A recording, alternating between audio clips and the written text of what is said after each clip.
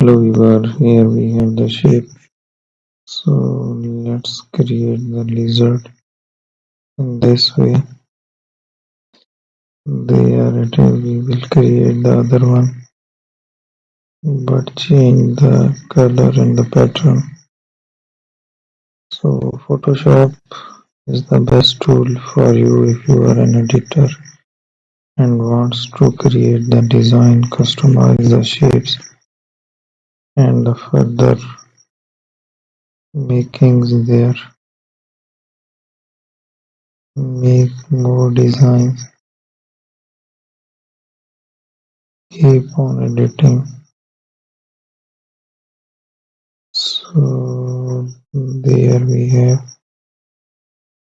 make the other shapes. Thank you for watching my video. Don't forget to subscribe.